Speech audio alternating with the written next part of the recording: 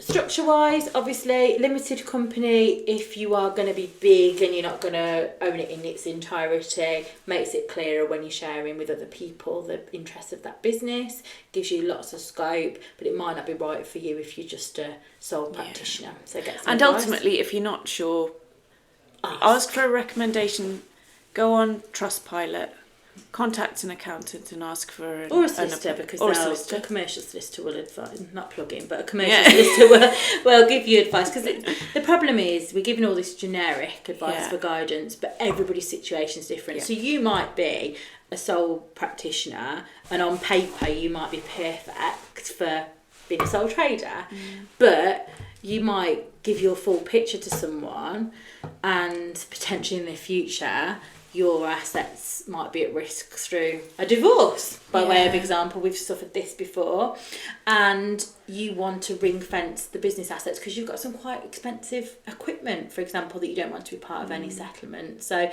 there are lots of different factors, and unfortunately you can't cover them generically. What to think about. But there's some really be good aware bits. of earning too much money and not registering for that. Yes, that is a big one. Turning over too much money, so it's not even the profit. So you could just sell a couple of... A really simple one is horses, isn't it? Yeah. Say you buy and sell horses, and the money goes through you, but it's not all yours, because you say I sell horses, and you say to me, oh, can you sell Daisy for me? I'm trying to think what your horse is. It's a performance Shetland. Your performance Shetland. Yeah. She's worth a lot. Internationally renowned performance Shetland. Okay. And they needed something of significant value. I'm not sure that Daisy's cutting this, but let's say you've got two horses. So you send Daisy to me. Yeah. And you say to me, oh, can you sell Daisy for me? £10,000. I'm only getting 80 quid out of it because I'm not the best salesperson. That's a real sprat there, isn't it? Yeah, because I know what you've got in the stable. I'm coming on to that. But anyway, I've only made £80 and you're my first transaction. But your turnover is massively But my hiked. invoice that I raised and the money that came into my bank account was £10,000. Yeah. Then I know you've got Sally in the stable, who's your top event horse. Oh, is she? Yeah, and you want £150,000 for I was her. going to go shyer, but all right. And we sell her all of a sudden in one transaction, where I've probably only made, I don't know, 10, 15 grand. I'm taking a bigger percentage of her. I still don't think I'm VAT registered because I've made less than 20 grand this year. Exactly, yeah. But actually I've had over 150,000 through. So you need to really think about how you're structuring the invoices and the payments and what is and isn't turnover. So I always think with horse people, particularly with horse transactions, why are you not VAT registered and could you catch a cold with that? So it just needs structuring properly. Yeah. So that's another one. Really good. And staff, if you get staff, you need to work out how are they going to be employed. Are they going to be employees who are entitled to holiday? Yes, exactly. And then you've got all your PAYE obligations, and the insurance as an employer. Yeah, you've got all these considerations. Another thing which changed in the last couple of years is you might come and work for me at my sales and livery yard. You're my only employee. Well, say employee, my only member of staff, and you say, actually, I want to be self-employed. I'm just going to invoice you every month. I go, yeah, that's great, because then I haven't got to worry about you. Your holiday gets a bit cheaper for me. You've got no holiday here. You've got no sick pay. Yeah. And all of these. No maternity. No maternity. You send me an invoice. It's all a lot easier. But you only work for me, and I'm the only person that pays you. And you consistently come to me all the time. You are really an employee. Yeah. So under your rights, you may be deemed as an employee. So you really need to look at that as well. To think about that. If somebody's if somebody's only working for you, really they are going to be classed as an employee in any employment tribunal and tax situation as well. So there are lots of little niche things. We've already established. I think we've got 3 more pods that we need to do now to cover all this. Yeah, sorry. Amazing. Well, that's. I think that should be really helpful because there is a lot. It feels like a lot to think about, but the very, very first thing I would say is make a list. Make a list. Decide where you are in that. I have a friend who says, "Don't frown, write it down." So make a list, make a plan, It's all more manageable because you can put a line through. So put your simple, easy things at the beginning because then you'll feel like you're achieving them. That's a really good little mindset tip as well for when you're having a really rubbish day. Make yourself a list. When I'm having a really tough day, I like to put stuff like have a cup of tea on the list. Cross that off. Yeah. Go downstairs, tick that off. Wow, I really am achieving things today. But no, it is about positivity. It is good. Yeah. I think we'll cover that in one as well because I think maintaining positive mindset. Because business will be really hard and you're going to have really hard rubbish days. So this is where I think if we can just offer some Don't get overwhelmed by it, break it all down. I remember I said to you once, don't you ever get stressed? And you said, no, what's the point? And that is in my head now on a regular basis. When things get a bit much, I'm like, do you know what would Kate do? It should be a hashtag, what would Kate do? Because if I thought about it, I'd probably get overwhelmed. Yeah. What's the point? Then what's that going to achieve? Yeah, exactly. You better just keep chipping away at it. Yeah, one foot in front of the other. What's the point in going backwards by stopping? Is that something? I don't know. Anyway. Basically, as long as you're not in prison or dead, keep moving forward. Yeah, I think keep chipping away. That's something else to think about. But little achievements give you the motivation to keep going as well. Yeah.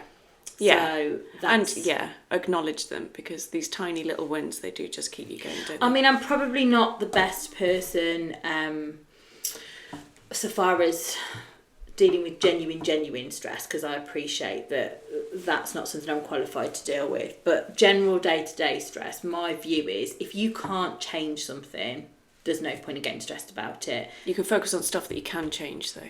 Yeah, and if you get stressed, you're not going to change the things you can change because you're too busy getting stressed. And if you can't work out what things you can change, make a list and you'll find something on your list that you can change.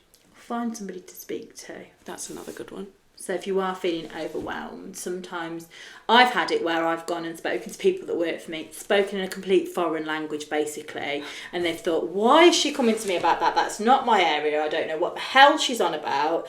I chat at them for ages and I get the answer myself, but I just needed to speak to somebody. Yeah. And I'll be like, thanks, that's really helped me. And I'll be like, I'm not quite sure what I said. But to have that perspective, because I think sometimes someone completely unrelated, when you tell them something and then they repeat back to you the scenario, you're like, oh yeah, that's not actually that bad. I can probably do this or this that might fix it. Because sometimes you're so in something yourself that you can't see the way out of it. Yeah. And sometimes you need to step back and fresh eyes it. And that might mean there's so much going on today. It's stressing me out completely if I stop and try and even deal with it today. Mm-hmm. Is it going to be under the world if I go and ride my horse for an hour? Probably not. It'll clear your head and you'll come back to it fresh. Sometimes you need to take time out to come back to it with fresh eyes. I've got a question. I hope you don't mind. No, go on. What achievement has kept you going with your business when you've had tough times? What have you achieved that has made you think, I'm going to carry on and stick with my business? I'm alive and I've not been to prison. Do you know what? I think we should all have that, as long as we're not in prison and we're still alive. I think perspective is a really big thing though, isn't it? Yeah. Like, I think there's taking risks, stupid risks, and you have to protect yourself from that. That's what worry and fear does, it protects you. Mm. But at the same time, you have to think, what could really be the worst thing that could happen in this situation, and get some perspective. Now, I've seen some horrible things because of what I do for a job, so perhaps I've got a little bit more perspective. But, you know, from your point of view, if you have to walk away from treating a horse and you lose some money, surely that's better than treating the horse and ending up in hospital in a coma. Yeah. So it's those kind of things. It's balancing out every situation. I think that there was times, to answer your question, there were times when what I've been trying to achieve has felt utterly unachievable. Yeah, and it felt like plaiting sand, and the minute you get one thing done, there'd be another, and you'd think, this is never, how am I going to do it? How am I going to keep doing this? And even Steve's dad said at one point, at what point are you going to call it a day on this? And I'm like, I'm not, because I've started it and I won't stop until it's done. And it is achievable. It's not like, it is doable. It's just it's keeping and there were days when I've sat in the bath crying hysterically because there were it just all, a glass of wine? I wish. When it just all felt utterly undoable. But you're human, and part of that is managing risks that you have those days. And I think, just finding out what you're really capable. You don't know what you're capable of until you find out you're capable of it. And I think that's probably the achievement that's kept me going. It's like, wow, I can really get stuff done. But I know that's why you've got to put some things on there that are little wins to keep you thinking, I've done that, I've thought of that. And on the really dark bits, like it feels massive on the day, but then with a few days perspective or a few weeks perspective, you look back and you're like, that wasn't actually that bad. And then you keep going, and then it's a speck in history. When you're in it, it feels awful, but then once you're over whatever the challenge is, whatever the problem is, whatever the difficulty is, and you found a solution, because everything has a solution, whether it's what you think the solution is or not. Well, I ran a business that was an amazing business from the outside, multi-million-pound business, got left with an absolute nightmare, with another man who worked with me for 12 months, and we sorted a lot of stuff out and achieved a lot, but it was a living hell when we were in it. And I haven't spoken to him for years, and I spoke to him, and he has got an absolutely amazing job now. I won't say what he does, but it shocked me. And we sort of spoke at length and actually looked back on the bad times and said, wow, they've shaped who we are now. And those nights that we sat there, probably both crying, what are we going to do tomorrow about this, have made us who we are. And also given us perspective, I suppose, with smaller things now. But something that you think, oh my God, this is life-ending today, you probably won't even remember in 12 months' time. And the more you flex that muscle, the more you get good at... So when I come up against a challenge now, or something that's difficult, or something that is like a problem, rather than it feeling like a block, it feels just like a puzzle. Yeah. So it's like, right, how do we figure this out? How do we work our way around it? And it won't often be what you thought. And that's the biggest thing about keeping your mind open, find a different way around, find a different way and thrive on that challenge as well. And I think the more challenges you win, we're going to speak to somebody who I work with who's in accounts, and when we don't have any stresses and it's all quite we're like, we're quite missing some drama. When we talk about our respective things we have to get through each day. So I think all of those negatives actually end up as a positive, and that's how you have to look at them. I think you have been a really big inspiration to me through all of this. Because I've just told you you're not going to jail or prison. Because and you just everything's figureoutable, Jen.